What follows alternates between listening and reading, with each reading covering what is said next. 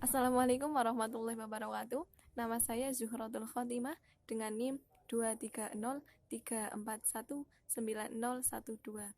Di sini saya akan membuat sebuah video untuk menjawab sebuah pertanyaan-pertanyaan ulangan tengah semester mata kuliah sosiolinguistik.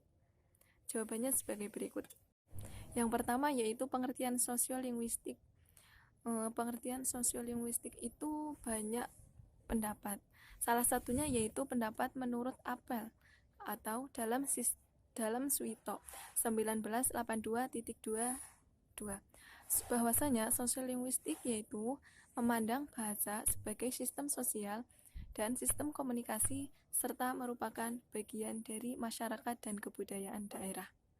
Jadi, antara bahasa dan masyarakat itu kaitannya sangat besar. Bahasa sangat diperlukan oleh masyarakat, begitupun sebaliknya. Untuk jawaban nomor 2, yaitu apa sih hubungannya sosiolinguistik dengan ilmu-ilmu lain? Ya, perlu kita ketahui bahwa hubungan sosiolinguistik dengan ilmu-ilmu lain itu sangat banyak.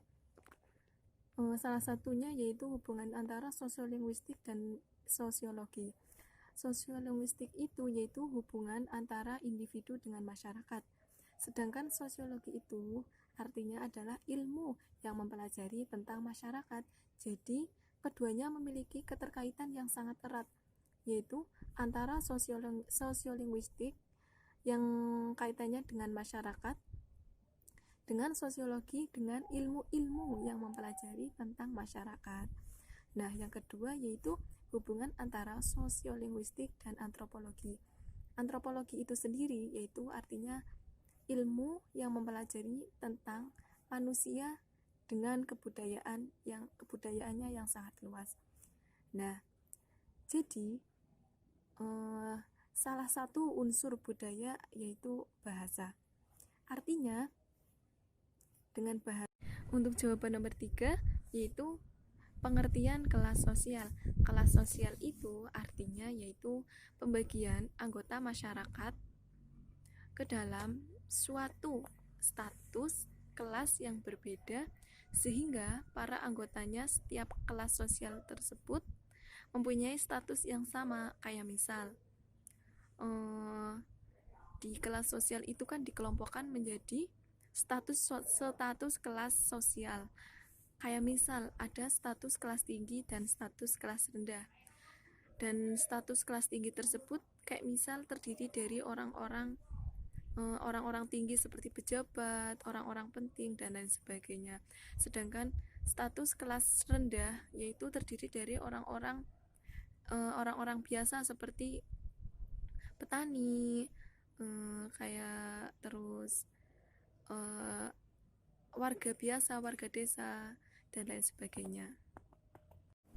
Untuk jawaban nomor 4 yaitu ada nggak sih persamaan atau perbedaan bahasa berdasarkan kelas sosial? Tentu jawabannya ada. Contohnya yaitu perbedaan bahasa berdasarkan kelas sosial. Misalkan di Pulau Jawa yaitu kata dalem yang artinya rumah itu apabila kita berbicara dengan lawan bicara yang lebih tua atau kedudukannya lebih tinggi, maka gunakanlah kata dalem. Jangan kata kayak kalau misalnya di Jawa yaitu umah, jangan digunakan kata umah, tapi gunakanlah kata dalem untuk lebih sopannya. Dan untuk persamaannya yaitu kayak misal kalau di tanah Jawa itu menggunakan kata dolan. Dolan itu artinya main. Nah, dolan itu sendiri digunakan sesama kita yang seumuran atau sama-sama anak-anak atau mungkin sama-sama seumuran. Untuk jawaban nomor 5 yaitu pengertian dialek sosial dan dialek regional. Dialek sosial itu sendiri artinya yaitu dialek itu sendiri artinya yaitu logat bahasa. Nah, dialek sosial itu artinya dialek atau logat bahasa yang digunakan oleh kelompok sosial seperti dialek remaja, dialek anak-anak misal.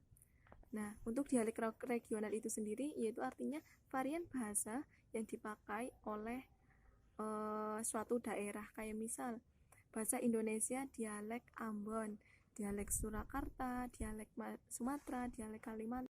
Untuk jawaban nomor 6 yaitu apa sih artinya alih kode, campur kode, dan diglosia. Alih kode itu sendiri yaitu aspek keterangan di antara anggota-anggotanya multilingual, yang artinya di dalam masyarakat lingual hampir tidak mungkin penutur menggunakan bahasa mutlak atau hanya pakai satu bahasa. Dan untuk campur kode itu sendiri yang artinya pemakaian dua bahasa atau lebih dengan anggota masyarakat sesama ataupun saling memasukkan. Jadi unsur-unsur bahasa yang satu memasukkan ke dalam unsur bahasa yang lain secara konsisten. Dan untuk diglosia itu sendiri artinya suatu masyarakat yang mengenal dua bahasa atau lebih untuk kebergantungan bahasa dengan masyarakat. Untuk jawaban nomor 7 yaitu perbedaan dan persamaan bahasa berdasarkan gender. Perbedaannya yaitu misalkan seorang laki-laki dan perempuan apabila berbicara itu memiliki perbedaan. Kayak misal seorang laki-laki ketika berbicara maka ia lebih condong menggunakan bahasa bernada tinggi, berbeda dengan seorang perempuan. Apabila perempuan berbicara lebih condong menggunakan bahasa yang halus. Sekian video dari saya. Wabillahi taufik wal hidayah. Wassalamualaikum warahmatullahi wabarakatuh.